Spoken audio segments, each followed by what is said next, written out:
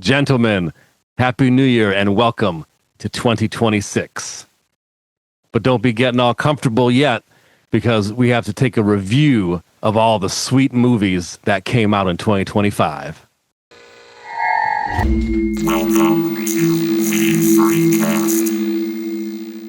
What's happening, everybody? This is V3 Cast, episode 44.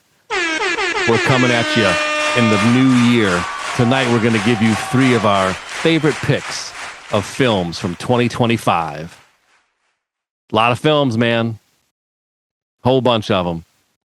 How many? There were a lot of movies, and I didn't get to see as many as I wanted to. And most of the time when I went to the theater, I was seeing movies that I've seen a million times, but they were playing it back on the big screen, so I had to go again. Yeah, see, I missed some of those. I wanted to see a couple of those. And that I was just going to ask that. How many did you see at the theater versus streaming?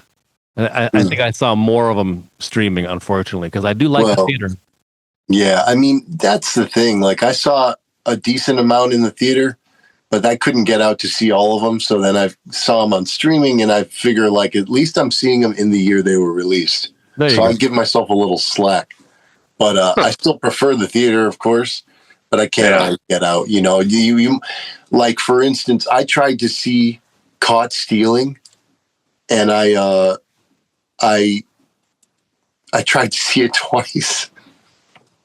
The first time, traffic was so bad getting to the theater that I knew it was starting already. And I'm like, I turned around like when I was almost to the theater because I knew I had missed the first however many minutes. Dang, Aaron bailed on that one. I bailed. And then I tried to see it yet again. And I actually got to the theater that time, and I walked in, and it was in like one of those tiny auditoriums that have like maybe 15 seats. And it wasn't in Dublin? No, and if I sit that close to the screen, I'm going to throw up all over the place. I was just going to joke and say that when you got to the theater, then you threw up. Then I threw up, right? It was almost true.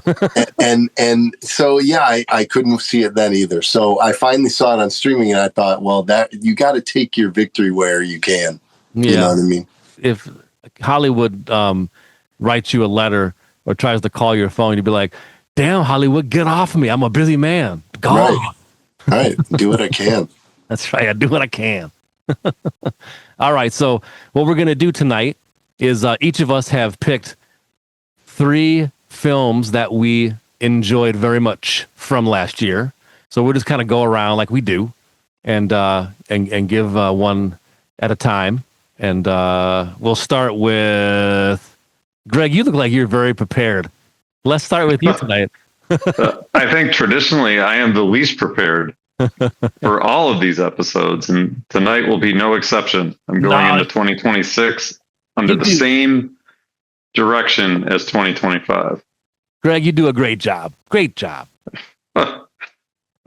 So 2 out of 3 of mine I saw in the theaters. So I'm going to start with, should I start with the ones in the theater, or should I start with the one that I streamed? Let me think about this. Oh, since you're letting me go first, I'm gonna choose the one that I think maybe you two would have chosen too, and make it hard on you. So since I'm first out the gate, I'm going with Weapons. I don't have a whole lot to say about it other than I do like horror movies where you can sort of get a sense that they're establishing sort of a horror icon, and without going too much into it, this movie definitely had that. Yeah. It was obvious once that character came on the screen how iconic they were going to be. So, I don't know. I mean, I think it's probably trendy for me to say Weapons, but I like Weapons, and I thought that they mixed humor in pretty well too, especially towards the end there. And there's one scene at the end that was just hilarious to me. So. That's my first choice. Weapons. Saw it in the theater, Aaron. Was not late. Got there on time. Good. Yeah, that's cool, man. Hey, Greg, what kind of a frosty beverage might you have over there in this new year? In honor of dry January, I'm having an Athletic Brewing. Is that hot one or no? This is a non-alcoholic IPA. I think this one's called Free Wave. It's like their version of a hazy. IPA, and it's got no booze in it. So dry January. Dig it. See how prepared I am? Very prepared. God dang. All right, Aaron, is your first pick of the night going to be a theater pick or a streaming sitting on my couch pick in my bathrobe? I'm just going to lead with my top movie of the year. It's as soon as I saw it, I said that's the movie to beat this year, and I doubt anybody's going to touch it. I know what you're going to say. I'm willing to crown this movie the movie of the year, and I'll probably say the same thing 20 years from now, looking back at 2025, that Sinners was the king of 2025 movies.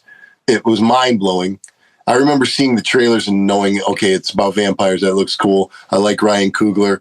I like, Michael B. Jordan. I like everybody in the movie. But I didn't know the music was going to be such a huge factor. And, when it comes to music, I mean, that really is, that's speaking our language, right? Ryan Coogler always uses Ludwig Göransson, so that's why it's so good. He uses them in almost all of his films now.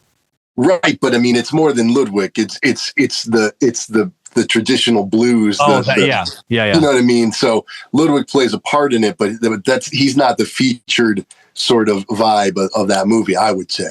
I remember watching some of the extra features in there, and I think that they might have constructed that music. We'll have to go to the referee and leave it in the comments, but I think maybe they were all in. Steve, are you telling me that a Swedish guy was the guy who created the black blues vibe? That's exactly what he's telling you. Aaron. Maybe. You don't believe that?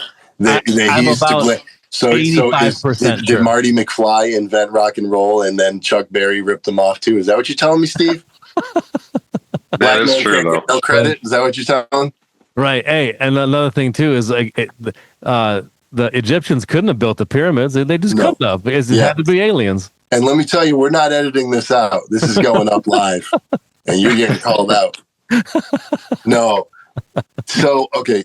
So I didn't know the music was going to play such a huge part. I mean, right from that opening crawl, when it talks about music having the power to open up other dimensions, other gateways to other times and all that stuff.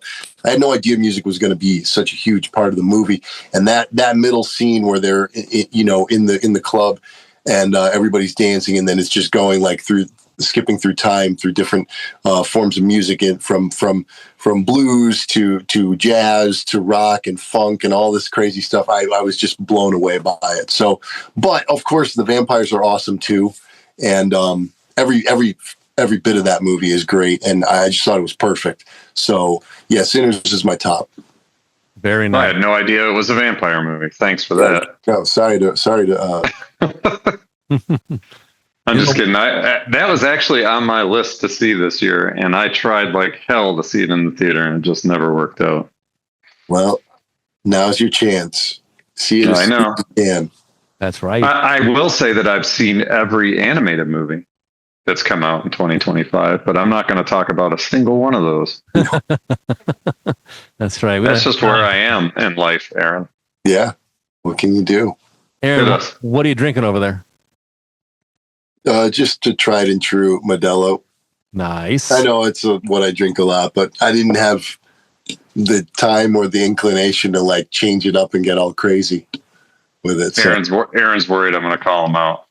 Hey, that was a nice can crack right there. Yeah, that was a good one. Yeah. No, that one hurt my eardrums. I can relate. I lean toward the white Monster, or sometimes the orange or the peach Monster, or a Dr. Pepper Zero. I kind of go for that a lot. So I get you. Yeah. Features of habit. I'll try to change it up next time. Greg's line is, "See that you do." All right.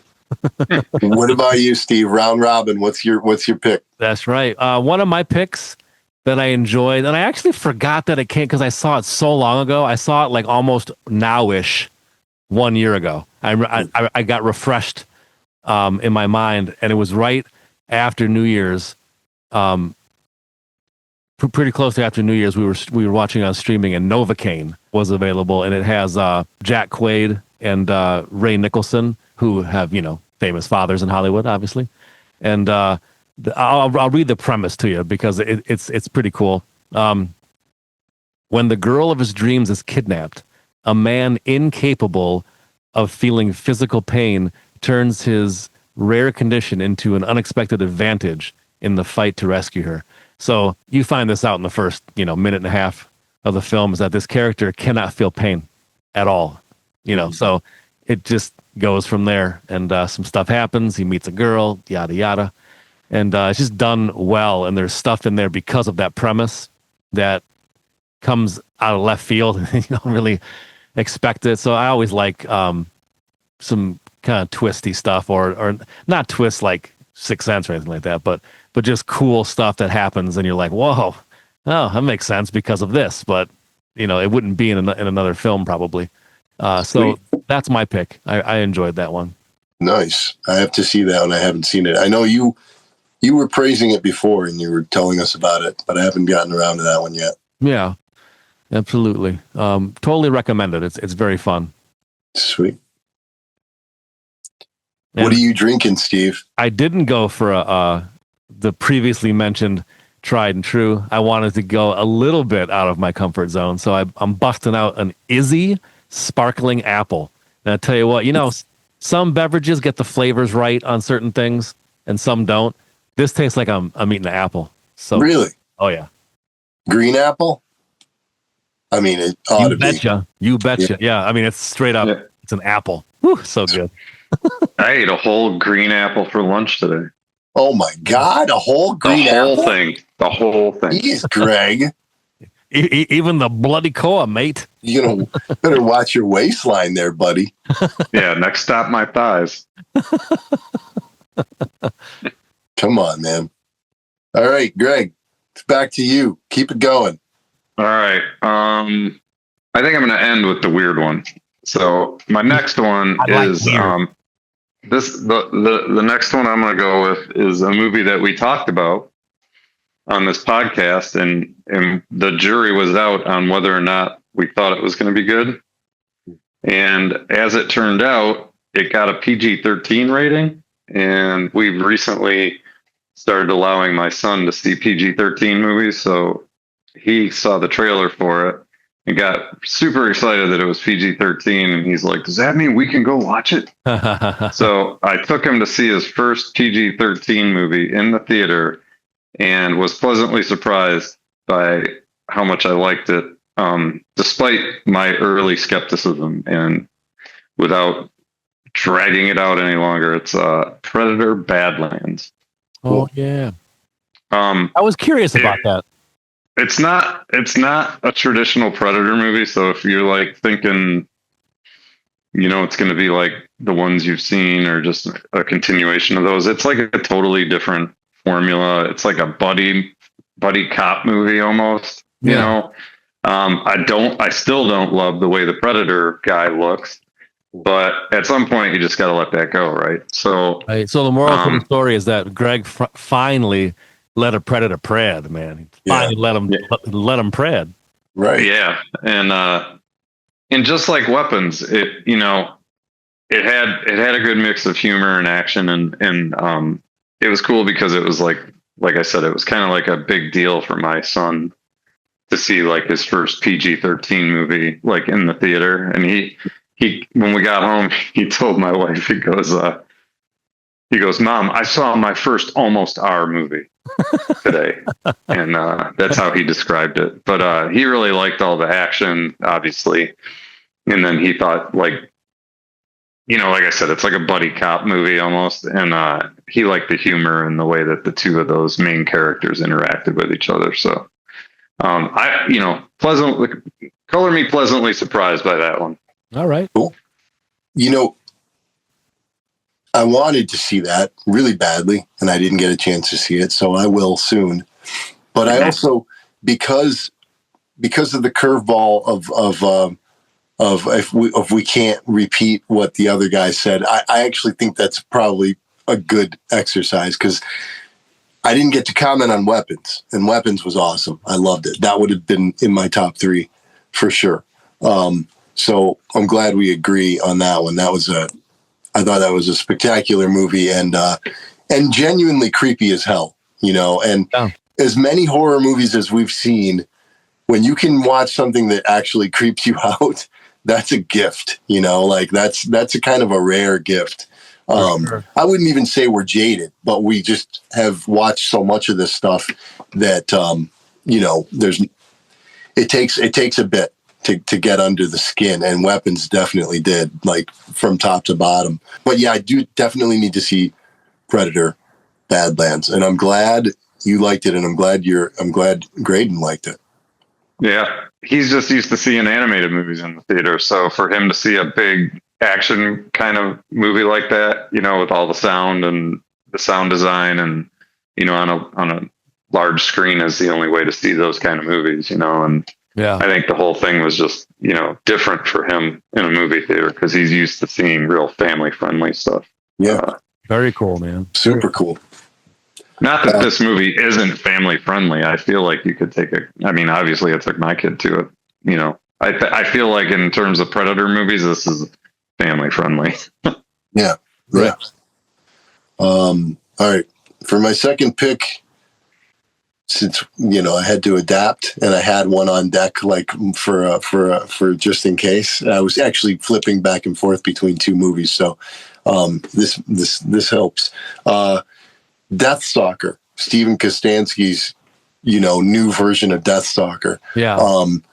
It's not a remake. It's like just a continuation, just to kind of bring it into the new age. And it's so awesome. It's so awesome. All the special effects. I mean, the practical special effects, the puppetry, the gore, the goofiness. Like the original Deathstalker had some humor and goofiness, but this one is definitely over the top. I mean, it's Steven Kostanski, so he's the guy who did Frankie Frico and what's the other one? The Void, Manborg. Manborg, yeah. As far as goofy stuff, The Void is actually really serious and really right. Manborg is crazy, and he also did Psycho Gorman. Psycho Gorman, exactly. So, this was right in line with his stuff. It was like he was born to make this movie. And it's probably been a dream project of his for years. And the guy who plays Deathstalker, I can't think of his name right now, but he's been in a ton of movies, does a lot of fighting and stunt work and choreography and stuff like that. And it was awesome. The sword fighting was fun. Everything. It was just a really cool kind of goofy over the top movie. I hope they do more. I hope Kostanski himself does more of the Deathstalker movies. So yeah, check out the new Deathstalker. That was awesome. And we waited a while. I thought it was going to come out in theaters in August, and I was looking in all the, I was like looking to see where it was playing, and it wasn't. I think it played maybe, out in LA or something like that, for a week or something, but didn't come around here. So I streamed it the day it came out on streaming, and I was like super psyched about it. Yeah. So check that one out. Yeah, he creates really cool universes. Whether they're original or, of course, with this one, he had a bit of a roadmap, that already existed. But he's wonderful at that. He writes really cool characters, and everything. Just like his whole films just have a culture that he establishes from the beginning, and you're rolling by. A third way through the movie, all the things that are in the movie. It's great. For sure. My next pick, Wicked, the second installment that came out right at the end of the year. We went to one of the theaters here, one of the nice ones with Atmos and everything like that, and saw it. Actually, it was Atmos, but this is a cool thing that it was the first time I've seen a film like this. So it's not the big IMAX, but it has a big screen, and then going up the wall is more screen. And of course, the screen keeps getting smaller and smaller because the row goes up, as you climb the stairs. But on certain select scenes in the film, you had stuff on the sides, like more, background and more kind of extended. And that was fun. It's nothing that is like, there's no character giving you main lines from the side like that or anything like that. But it was cool to get that extension and just kind of, sometimes you didn't really realize it, more subconscious, but sometimes it was more obvious, just depending what was going on. Yeah. And it made it fun. It's the first time I've ever seen one like that. I'm sure they have a name for it, but it escapes me what that's called. Okay, so who doesn't love Jeff Goldblum? I'll just say that. As a matter of fact, my wife and I just watched his episode of Hot Wings thing. Hot Ones is a great Hot show. Ones. Yeah, we watched his, Gordon Ramsay's, and Neil deGrasse Tyson, all three in a row, and they're all absolutely phenomenally funny and cool and everything. But so Jeff Goldblum does a great job playing the Wizard, and Ariana Grande is great. What is the name of the witch? I can't remember her name. Cynthia Erivo. Thank you. Yes, Cynthia Erivo is. I mean, I'll just say it. I think she steals the show in all honesty, because so powerful of a character, the arc of it all, the singing is great, and she can really sing. It's not like they hired, singers and then they lip synced it like a lot of films do, and that's not bad. I'm not saying that if somebody did it that way, it's not good, but she brings everything.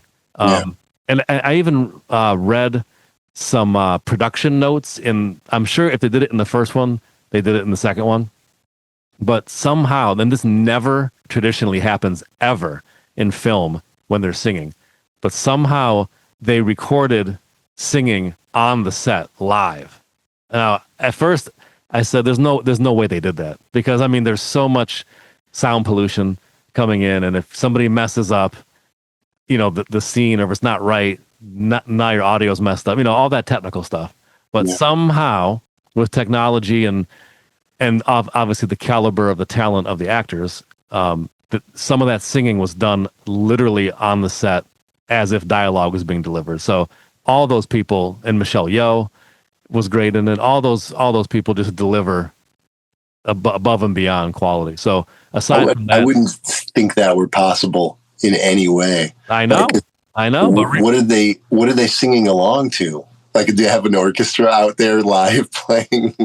Yeah, I'll have, what I'll do is in the description, I'll put the link to the article that I found talking about that, and it'll extrapolate as much as it does, and maybe it'll answer some of those questions. But amazing, it's incredible. Like, from a technical standpoint, like, you would never even want to do that. Right. It's a nightmare. But somehow, what technology they use? They use Zoom technology. That's right. Yeah, didn't you know Wicked was made on Zoom, just like we do the podcast? Didn't you know? I mean, we can't even great quality. Zoom won't even let us get a can cracking properly. That's right. Cuts it out. We got to do that in post. That's how good their technology is. Except for tonight's one, that one was real. That was Aaron's for real. Somehow, Aaron somehow gets it to work. I don't know. Is there only 2, or are they going to do a third one? No, just 2, because they kind of here and there touch on the Wizard of Oz, how it's happening alongside when Wicked is happening. And I'm assuming that the stage play does the same thing. I don't know how much these films are different than the play that's been out, for a couple decades now. Yeah. But judging by how everything fell into place with Wicked, the Wizard of Oz story is told, like what we all know, from seeing that movie 100 times as kids. So if they did do a third one, it would be, post that, it would be a literal sequel. Yeah. Gotcha. Well, that's good. I hope they don't do any more and just let those 2 rest and let them be. Right, for sure. Yeah, sometimes I think they push for they try to force a trilogy sometimes, and it doesn't always pan out, right? For sure. Jaws 3D, for example. Anyways, what I wanted to mention was, believe it or not, I've actually seen both of these now, both movies within a couple of weeks, because my daughter got real excited about them all of a sudden. So I actually watched Wicked for good, I don't know, 4 or 5 days ago. Nice.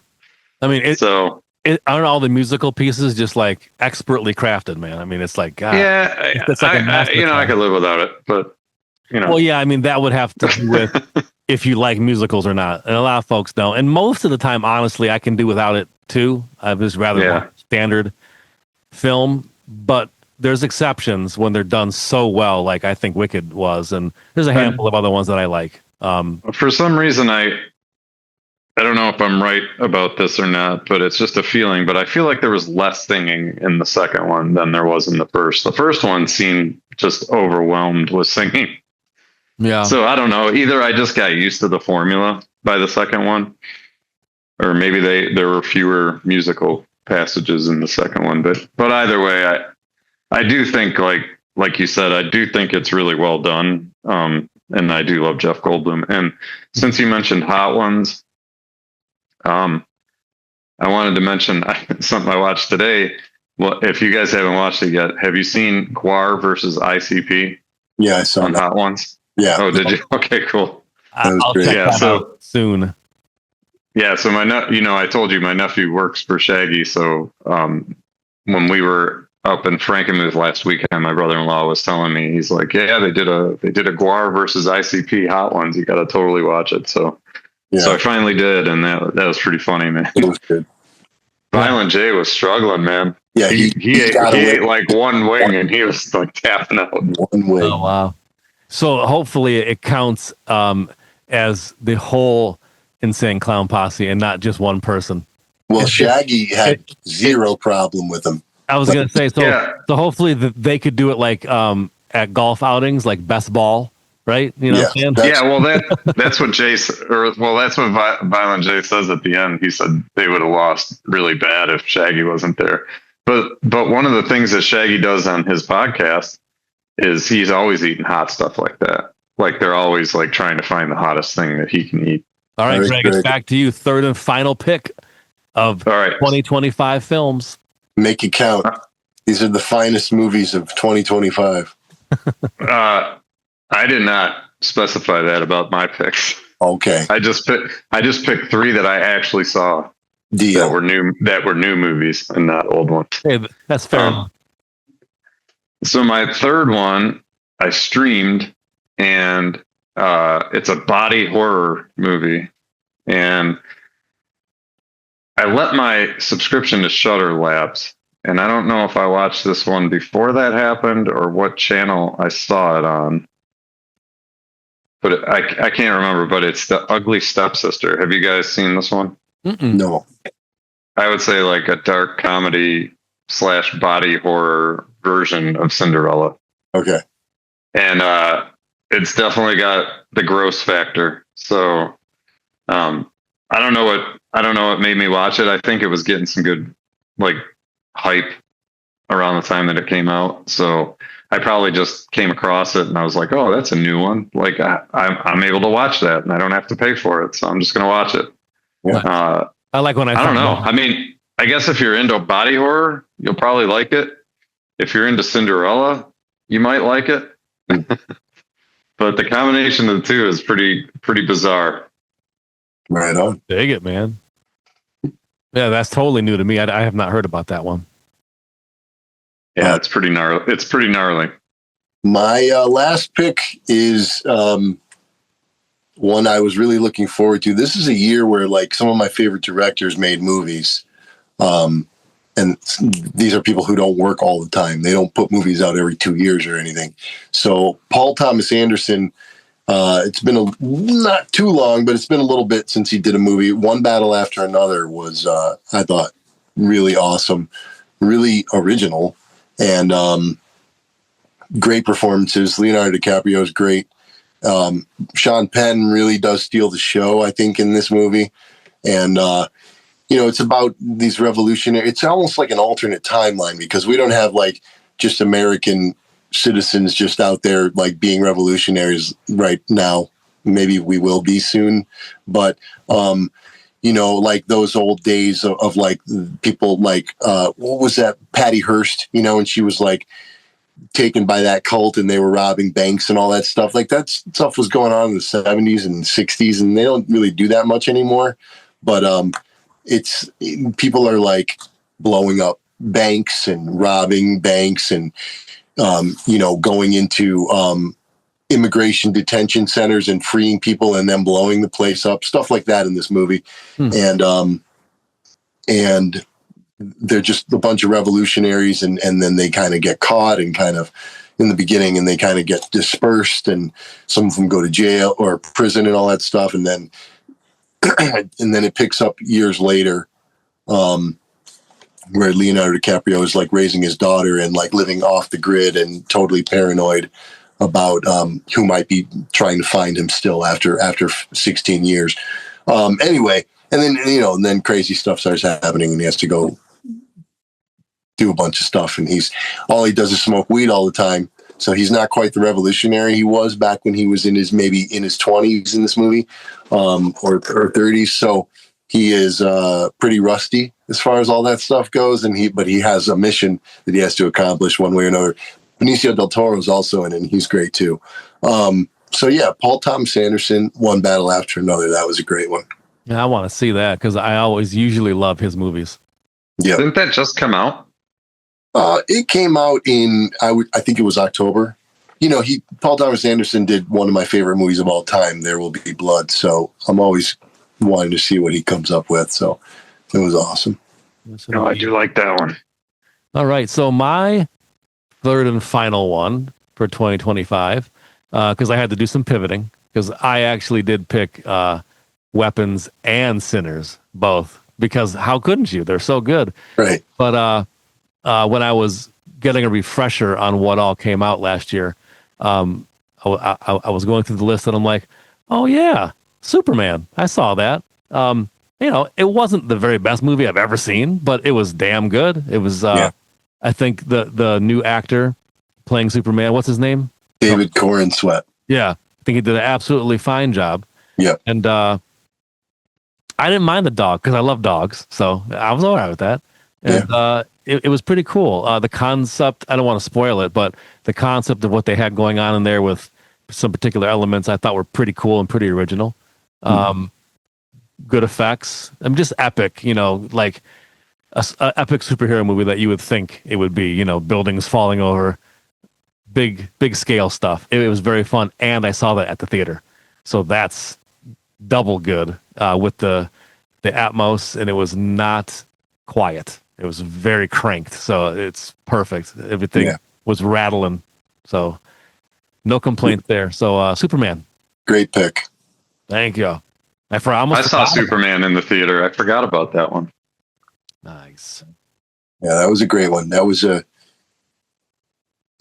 very fun. Obviously, a lot of people have commented on how colorful and bright and fun it is. And obviously it had its serious parts too. Of course. It's grave parts, but it was super cool and a great cast all around. That dude. Oh yeah, what was the guy's name who was like a Green Lantern type guy? Well, right. Yeah, Guy Gardner. He was in there. Oh no, the guy who was like a techie guy. Well, because Guy Gardner he is a Green Lantern, and then there's Mr. Terrific. I'm thinking about Mr. Terrific. Yeah, he kind of on the low key stole the show because he did. He did for sure. Yeah. Great lines and the timing for him to deliver all that and the way they edited it. I loved him. He was great. I forgot about that aspect too. Yeah, for sure. He was great. Yeah. Now the Green Lantern guy was like a smart ass. Like, right.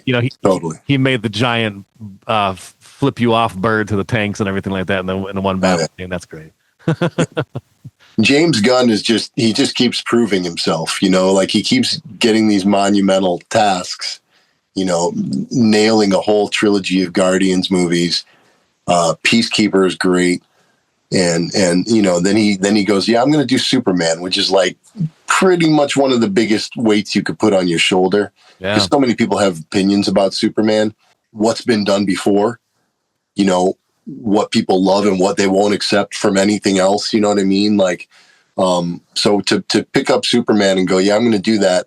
That's some pretty big confidence, and I think he delivered, so yeah, that was cool. I think the theme of the night is that mix of comedy, and James is really good at doing that, right? Guardians are perfect, they're action-packed, but they're also funny, and he brought a little bit of that. I also think it's pretty cool and interesting that Weapons were unanimous on that one. We all saw it, we all loved it. We got some cool news to share with you. We have 2 concert dates coming up, really special nights in Chattanooga, Tennessee. Valentine's Day weekend, Saturday, February 14th, and Sunday, February 15th, at a really cool venue called the Woodshop Listening Room. So this is going to be a Stranger Things themed night, and we're going to be playing music from all of our records on each of those nights. And they also have a bunch of cool stuff. I'll read you their description. so you guys can get a feel for it. Step into the woodshop's darkest, danciest dimension this Valentine's Day weekend for a 2-night Stranger Things themed celebration filled with bloody fun, Snowball 84 prom vibes, and all the nostalgia-soaked weirdness you can handle. Expect specialty food menus, themed cocktails, and a full takeover of the venue's Flip Street Elmo upside down. So this is going to be awesome.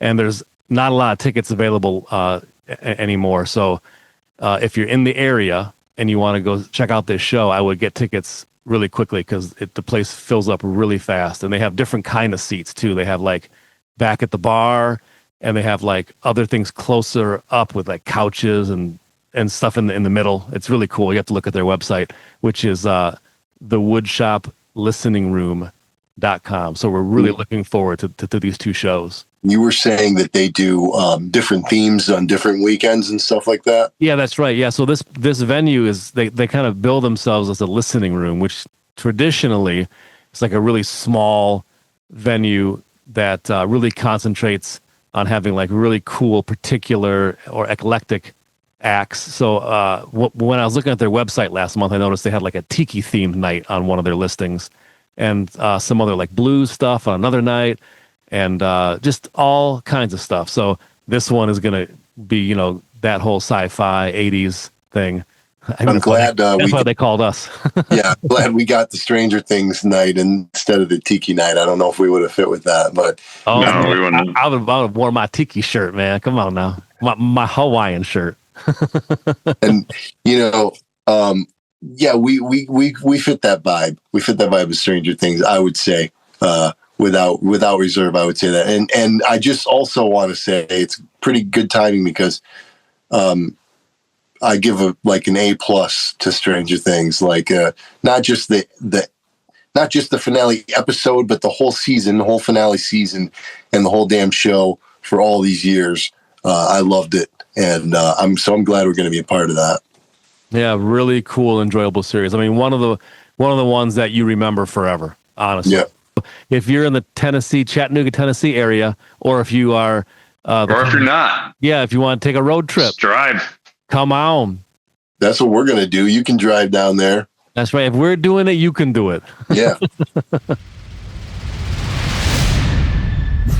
All right. For this episode's Collecting Cool Stuff, we're going to do a quick holiday rundown. We're going to each choose our one thing we got this year. One thing. One really cool thing. Greg, you're up. So it wouldn't be a proper closing of 2025 if I didn't do one more Jaws thing, right? I agree. I mean, I got more than one Jaws item for Christmas, but my daughter found this and told my wife that it was essential that I have it. And since this is we're wrapping up the 50th anniversary of Jaws in 2025, so it's officially over now. I can't really talk about it anymore that much, but since we snuck this in at Christmas, this is you guys will appreciate this. So this is a Funko Pop version of the classic Jaws poster. Like the one that's back here, this guy, but it's the Funko version. And I guess my daughter, it's got the 50th anniversary little logo down there. And my daughter found that and told my wife that I had to have it. So I didn't know they made that. It's amazing. I can't disagree with her. The one thing I'd like to point out is that she's wearing a bathing suit. Oh yeah, because in the film she is not. So I thought that was really that's definitely a Funko, like that's like a thing that they would do. So anyways, they had no choice. So I got in it, and it's actually really big for a Funko. I mean, you're getting the size of this. Yeah, right. that's huge. A normal Funko is, well, I got one I can show you. Yeah, it's like I'll put it side by side. So here's my Chase alien from They Live, or next to it. So it gives you a sense of how much bigger it is. So pretty cool. That's awesome. Definitely didn't see this one coming. That's absolutely killer, man. I don't know about these Funkos, man. It's a slippery slope. It is. Totally is. All right, Steve, go ahead. All right. I got a vinyl record of a band that I've been really digging lately. I got Ghost's latest record, Skeletor. Nice. and it is the purple indie record store version. Oh, look at you with your fancy purple vinyl. But yeah, it's very nice. And I gotta say that the jacket is fantastic too. It has like I'm pretty sure what they did is they printed black over a silver stock, so the silver is knockout here, but then the Ghost logo is like white ink and black on top of that. Because Here comes Steve with that industry shop talk. It's good stuff, man. Good stuff. Now I do have to say, for those who haven't heard that record yet, it's been out for over a year, so most people probably have. I was going to give you my 3 standout tracks, in my opinion, and it'll probably change as you keep listening to it. But Lacrima, best song on the record, I'd have to say, but followed closely by Satanize and Laugh, which is absolutely great. Or Laugh, actually. So I love watching you try to pronounce Ghost song titles because they're always Latin. Yeah, I know. It is tricky, for sure. It is tricky, but what an expertly crafted record Skeleton is. And it's expertly written, played, produced, and mixed. It's just everything is on A-list level. So I love it. I've been jamming it so much since Christmas, but I was listening to it on digital, this whole year basically, or since maybe the end of the summer or something like that. Well, yeah, it came out in May or April. Came out in April. Okay. Nothing better than getting vinyl for the holidays. Very true.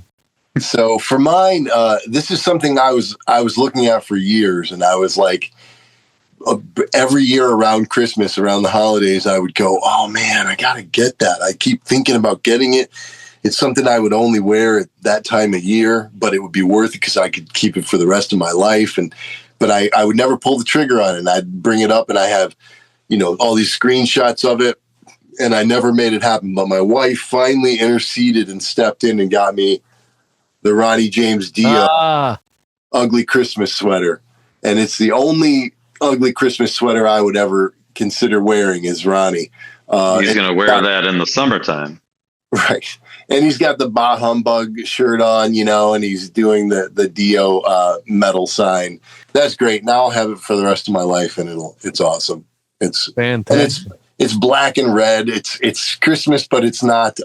It doesn't look too dorky to me. It looks actually cool. So, Aaron, is it itchy? Well, no, I don't wear it with my naked titties under it. I t-shirt. A sweater like that is itchy.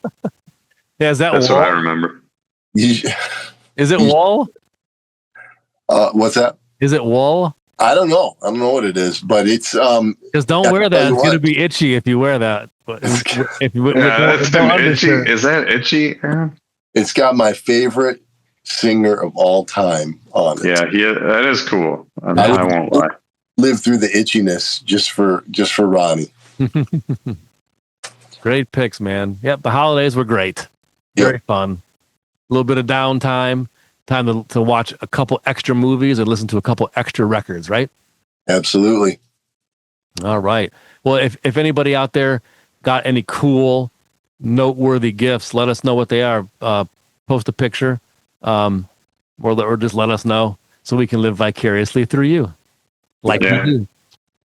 All right. Well, show us all the stuff that we still need to get. That's right, because that's never ending. By the way, right? You'll never get all this stuff. Like just today, Greg texted that the imagery of Dawn of the Dead, The Shining, and what was the third one? Hoodies. The Thing. The Thing, yeah, The Thing. Like I like to get all 3 of those. I know. I'd like to take the triumvirate. Fright Rags needs to stay out of my inbox. Faux show. That wraps up the first V3 cast of 2026. We want to thank everybody for tuning in and listening throughout the year. And if you like what you've been watching, give a like and a subscribe. You can get our podcast on all the podcast streaming services, and of course this video version on YouTube. And you can always visit the website voyag3r.com. And until next time, spin some vinyl.